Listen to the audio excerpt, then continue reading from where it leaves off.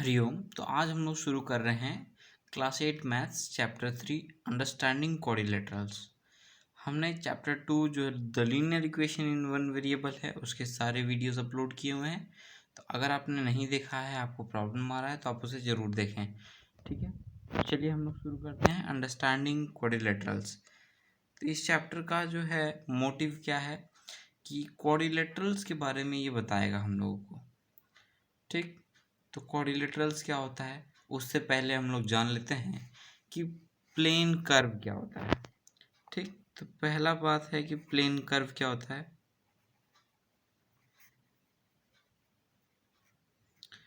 Plane curve क्या होता है, तो प्लेन कर्व वो एक शेप, मतलब कि एक ऐसा फिगर होता है जिसको हम लोग जानते हैं पहली बात कि कोई भी लाइन जो है वो डॉट से मिलकर के बना होता है। बहुत सारा डॉट, इन्फिनाइट डॉट्स, मतलब इतना डॉट्स कि उसको गिना नहीं जा सकता है। ठीक है, वैसे ही प्लेन फिगर जो होता है ये लाइन से ही बना होता है, नंबर ऑफ डॉट से, जो कि हम बनाते हैं पेपर पे बिना पेन उठाए। जैसे हम एक प्लेन फिगर बना रहे हैं, ये हमने शुरू किया। ठीक है, ये हमने शुरू किया और इसमें हमने पेन उठाया नहीं। ठीक है, हमने यहाँ से शुरू किया और यहाँ पे एंड किया। ठीक है, हमने यहाँ से शुरू किया और हमने यहाँ पे एंड किया। तो ये एक प्लेन फिगर है। प्लेन फिगर का यही अर्थ है कि जब हम कोई एक फिगर ड्रॉ कर रहे हैं, एक लाइन को ड्रॉ कर रहे हैं, ठीक है, बिना पेंसिल उठाए पेपर से, ठीक है, और किसी पॉइंट को बिना काटे। अगर वही हम ऐसा बनाते कि ऐसा, ठीक, तो ये जो है प्लेन फिगर नहीं होता क्योंकि ये कट रहा है यहाँ पे। ठीक है, तो यही है। समझ आ रहा है आपको प्लेन फिगर क्या है? प्लेन फिगर नहीं, प्लेन कर्व। प्लेन कर्व क्या है? यही है प्लेन कर्व। जैसे सर्कल हो गया, रेक्टेंगल हो गया, ट्राइंगल हो गया, ये सब प्लेन कर्व है। ठीक है, कर्व तो है। फिर इसके बाद हम लोग चलते हैं पॉलीगॉन की तरफ। दूसरा जो चीज़ है वो क्या है? पॉलीगॉन है इस चैप्टर में। तो पॉलीगॉन क्या होता है? तो पॉलीगॉन वो चीज़ होता है जो कि एक ही लाइन सेगमेंट से बना हो। ठीक है, और वो जो चीज़ बना है, कौन सा चीज़ जो लाइन सेगमेंट से बना है, वो क्लोज्ड सरफेस हो, वो क्लोज्ड कर्व हो, मतलब उसमें घुसने का कहीं जगह नहीं हो। ये भी एक पॉलीगॉन है, लेकिन ये क्या है, ये क्लोज्ड नहीं है। यही इसको हम क्लोज्ड कर दें तो ये क्लोज्ड पॉलीगॉन हो गया। ठीक है, ये क्लोज्ड पॉलीगॉन हो गया। जैसे बुक में हम लोग देख सकते हैं कि ये जो है ये कर्व्स हैं पॉलीगॉन, क्योंकि इनका क्लोज्ड फिगर है, ये सिंपल कर्व्स हैं। ठीक है, यही यहाँ पर जो है the curves are not polygon. क्यों? क्योंकि ये क्लोज नहीं है। ये यहाँ पर भी स्पेस है और यहाँ पर भी स्पेस है, ये क्लोज नहीं है, ये फुल्ली क्लोज्ड है, तो इसीलिए इसको पॉलीगॉन कहेंगे। ठीक है, अब पॉलीगॉन के भी बहुत सारे काइंड्स आएंगे। ठीक है, तो पॉलीगॉन जो होता है जिसके साइड्स हों, ठीक, तो दो साइड का तो कोई शेप होता नहीं है, साइड तीन से शुरू होता है। ठीक है, तो तीन से शुरू होता है। बुक में हम लोग का फिगर दिया है, हमको उसको बनाने का कोई ज़रूरत नहीं, बनाने से टाइम वेस्ट ही होगा, मैं बुक में ही बता देता हूँ। ठीक है, नंबर ऑफ साइड्स या नंबर ऑफ वर्टिसेस से हम लोग उसका क्लासिफिकेशन करते हैं। ये सिंपल फिगर्स हैं, ठीक है, जिसके तीन साइड हों या तीन वर्टिसेस हों उसको ट्रायंगल करेंगे। फोर जिसके हैं उसको क्वाड्रिलेटरल। अब जो क्वाड्रिलेटरल है उसमें बहुत सारा शेप आता है, स्क्वायर हो गया, रेक्टेंगल हो गया, फिर इसके बाद आता है रोम्बस, ट्रेपीजियम, काइट, ये सब क्वाड्रिलेटरल है। इसमें चार साइड्स होते हैं, चार वर्टिसेस होती हैं। पेंटागन, ठीक है, ये पांच इसमें साइड्स होती हैं, पांच vertices. Pentagon, hexagon, heptagon, octagon, नोनागन and decagon. ठीक, तो आप इसको एक बार याद कर लेंगे अच्छा से। ठीक, देख सकते हैं। फिर हम लोग जो हैं ये पॉलीगॉन्स हो गए, ठीक। पॉलीगॉन्स जो हैं तो इसमें ये इनका कोई मतलब ढेर इसमें से कोई क्वेश्चन आने वाला है नहीं, ठीक है। मैं आगे इसके बारे में आपको बताऊंगा। अब हम लोग चलते हैं डायगोनल्स की तरफ। ये एक नया टर्म है कि डायगोनल क्या होता है। तो जो नया टर्म है कि डायगोनल क्या होता है, डायगोनल जो होता है कि अगर कोई भी शेप है, कोई शेप है, मान लीजिए एक रेक्टेंगल लिए, तो इस वर्टेक्स का अपोजिट वाला वर्टेक्स, मतलब ये अपोजिट है, ठीक है, अपोजिट वाला वर्टेक्स इसका कंजिक्यूटिव, इसका कंजिक्यूटिव, ठीक है, ये अपोजिट वर्टेक्स, इसका अपोजिट वर्टेक्स ये इज अ कंजिक्यूटिव ये, ठीक। तो ये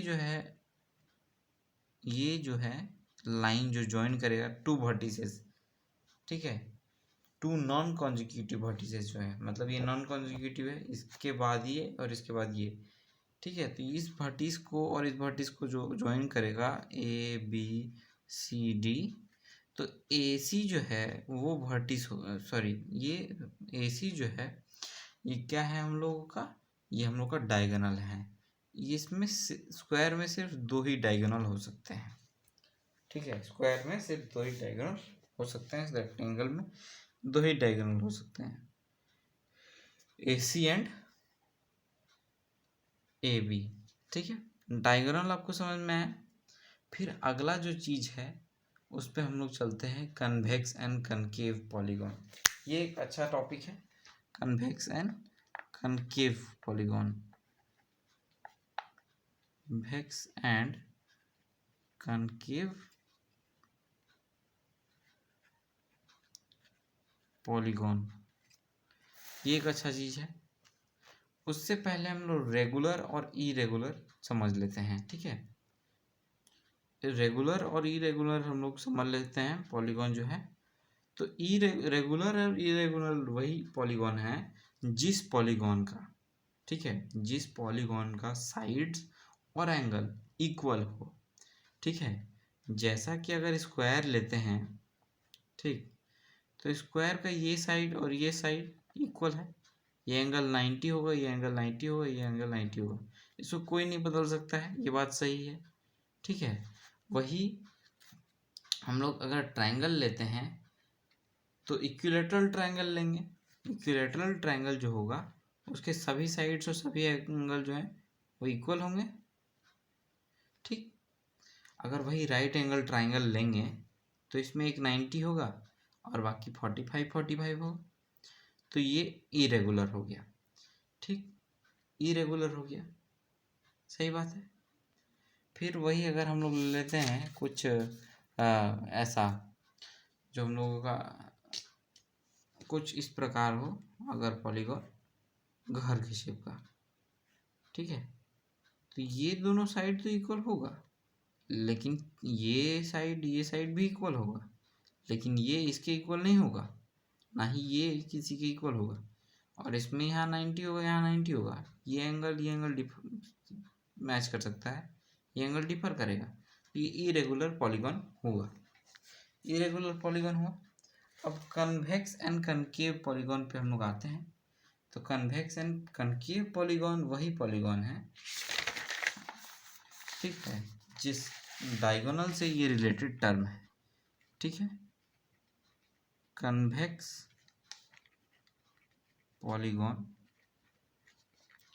वही पॉलीगॉन है जिस पॉलीगॉन का जो डायगोनल है उसके इंटीरियर में आए।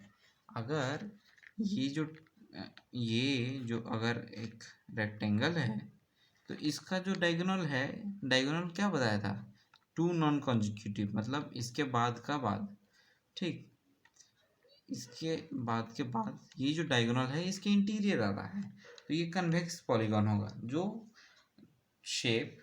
पॉलीगॉन का जो डायगोनल है वो अगर इंटीरियर आया तो उसका इंटीरियर अगर आया, उसके अंदर आया, तो वो कन्वेक्स पॉलीगॉन होगा।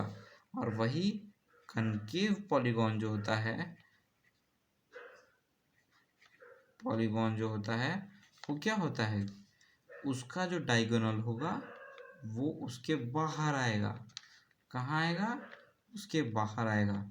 ये जो पॉलीगॉन है इसका जो डायगोनल है ये बाहर है, इस शेप के बाहर है इसका, ठीक है, शेप के बाहर इसका है। वैसे ही अगर हम लोग ऐसा ट्रायंगल बनाते हैं तो इसका जो अगर ट्रायंगल नॉर्मल बनाते हैं तो कहाँ आएगा, इसका इसके अंदर आएगा। बट इस शेप को हम थोड़ा बिगाड़ देते हैं कुछ इस प्रकार एरो की तरफ, तो इसका जो डायगोनल है वो बाहर ही आएगा, ठीक है। तो उसीलिए जो कनकेव पॉलीगॉन है उसका डायगोनल बाहर आएगा। जिस पॉलीगॉन का डायगोनल उसके एक्सटीरियर में होगा तो वो डायगोनल कनकेव पॉलीगॉन कहलाएगा, और जिस पॉलीगॉन का diagonal interior of the shape होगा वो कन्वेक्स पॉलीगॉन कहलाएगा, ठीक। तो इतना आपको समझ में आया। और एक ज़रूरी बात है कि अगर हम कोई भी पॉलीगॉन बनाएंगे, कोई भी शेप बनाएंगे तो हम उसका नाम सबसे पहले रखेंगे। जैसे आपका नाम आपके मम्मी पापा ने रखा है वैसे ही हम लोग उस शेप का भी नाम रखेंगे, ABC, ठीक है। कोई भी नाम रख सकते हैं, XYZ, ठीक है, या MNO, ऐसे करके आप कुछ भी रख सकते हैं, बट मैच नहीं करना चाहिए, ठीक है। जैसे है ये पैरेललोग्राम, पैरेललोग्राम है ये, ठीक है। तो इसका रखेंगे ABCD। तो इसका डायगोनल्स का नाम क्या होगा बताइए ज़रा, कमेंट में बताइए आप लोग, डायगोनल्स का नाम क्या होगा, ठीक है। तो उसका नाम रखेंगे हर एक शेप का, ठीक। फिर इसके आगे हम लोग एक सबसे जो ज़रूरी चीज़ है, angle sum property, angle sum property, ठीक। ये मेरा सबसे फेवरेट चीज़ है और मैं इसको आपको बढ़िया से बताऊंगा, ठीक। तो एंगल सम प्रॉपर्टी जो चीज़ है कि अगर कोई भी शेप दिया है उसका एंगल बता करना है हम लोगों को, ठीक। XYZ 2 एंगल दिया रहेगा, 3 एंगल दिया रहेगा, उसके अगले एंगल को बताना है हम लोगों को, ठीक है। तो पहला बात जो है हम लोगों को जो ध्यान में रखना है कि कोई भी शेप हो, ठीक है, उसका इंटीरियर जो सम होगा, मतलब एक ट्रायंगल लिए, ठीक, ट्रायंगल लिए, इन तीनों एंगल्स का जो सम होगा वो 360 के इक्वल होगा। अगर हम एक रेक्टेंगल लिए या पैरेललोग्राम लिए तो ये तीनों का जो सम होगा वो 90 होगा, तीनों का सम भी 360 होगा, ठीक है। तो ये बात हमेशा याद रखना है कि कोई भी शेप हो उसका अंदर का जो सम होगा एंगल्स का वो 360 ही होगा, कुछ भी हो जाए, ठीक है। फिर एक बात है, अगला बात कि कोई भी स्ट्रेट लाइन ये है, इसका जो माप होगा, मतलब ये इसका एंगल जो होगा वो कितना होगा, 180 डिग्री का होगा। ये 360 डिग्री है, ठीक है। एंगल्स को हम लोग डिग्री में रिप्रेजेंट करते हैं, तो कोई भी एंगल का जो है कितना डिग्री है, 180 डिग्री होगा। इसको बीच से हम ऐसे कर दें, डिवाइड कर दें, तो ये कितने का बन जाएगा, 90 का बन जाएगा। यहाँ 90 और 90 का, बात हमेशा यही रखना है, ठीक है। अगर दिया रहे कि ये एक स्ट्रेट लाइन है, ये एंगल 60 है, तो ये एंगल कितना होगा, ठीक है। तो हमको पता है कि एक स्ट्रेट लाइन का जो एंगल होता है वो कितना होता है, 180। मेरे पास 60 दिया है, हमको x ढूंढना है, तो 180 माइनस 60 इक्वल्स टू x, तो x इक्वल्स टू 120, तो x 120 हो गया। बात समझ में आया कि कोई भी लाइन है उसका मेजरमेंट जो है 180 डिग्री है, ठीक, ठीक है। बात ये यहाँ समझ में आया, 180 डिग्री है, ठीक है। एक बात मैं यहाँ बोलना भूल गया, ये गलत है, ट्राइंगल्स का जो सम होगा वो 180 डिग्री होगा, ठीक है, दो ट्राइंगल्स जो हैं वो मिलके क्या बना देंगे, एक स्क्वायर बना देंगे, तो ये 360 हो जाएगा। ठीक है, दो ट्राइंगल्स, ट्राइंगल का 180 रहेगा और एक लाइन का भी 180 रहेगा। हम लोग को कभी भी निकालना होगा तो हम एक लाइन को निकाल देंगे। ठीक, आगे मैं आपको एक्सरसाइज में ही बताता चलूँगा। ठीक है, यहाँ तक ये अभी जो है इंट्रोडक्शन के लिए काफ़ी है। ठीक, और एक बात, सबसे विशेष बात एनसीईआरटी बुक की क्या होती है, हमारे टीचर एक थे, उन्होंने हमेशा हमें क्या पढ़ना जब सिखाया है एनसीईआरटी को, तो चैप्टर्स का स्टार्टिंग से नहीं पढ़ाते थे।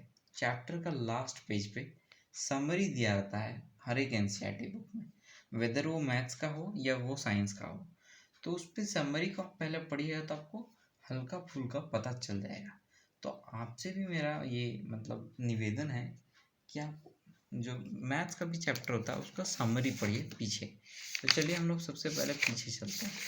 ठीक है, अब बात हमेशा याद रखिएगा, कोई भी क्वाड्रिलेटरल हो, कोई पॉलीगॉन हो, मतलब जिसका 4 साइड से ज़्यादा हो, तो उसका इंटीरियर जो होगा, इंटीरियर सम 180 होगा, खाली ट्रायंगल का छोड़ के। ट्रायंगल का 180 होता है, बाकी सबका 360 होता है। ठीक, यहाँ देखिए हम लोगों का व्हाट वी हैव डिस्कस्ड करके यहाँ पर दिया है। ठीक है, तो यहाँ सबका जो प्रॉपर्टीज़ है, ये क्वाड्रिलेटरल है, ये इसका प्रॉपर्टीज़ है, ये आपको याद कर लेना है। ये जो चीज़ है ये बाद में बहुत ही ज़्यादा काम आता है। ठीक है, बहुत ज़्यादा, कि जैसे ये पैरेललोग्राम है, तो पैरेललोग्राम का मतलब होता है कि जो क्वाड्रिलेटरल, जिस पॉलीगॉन का अपोजिट साइड इक्वल हो और अपोजिट एंगल इक्वल हो, the quadrilateral with each pair of opposite side parallel, उसका नाम पर पैरेललोग्राम हुआ, पैरेललोग्राम। ठीक है, यहाँ पे opposite side are equal, opposite angle are equal, diagonals bisect each other, मतलब डायगोनल्स जो हैं वो बाइसेक्ट करेंगे। मतलब बाइसेक्ट का मतलब कि दो भाग में बांटेंगे। बाइसेक्ट का मतलब होगा कि इसको दो भाग इक्वल पार्ट्स में बांटा है। ठीक है, ए इक्वल्स टू बी। ठीक है, यही बाइसेक्ट का होता है। और इंटरसेक्ट एक और टर्म होता है,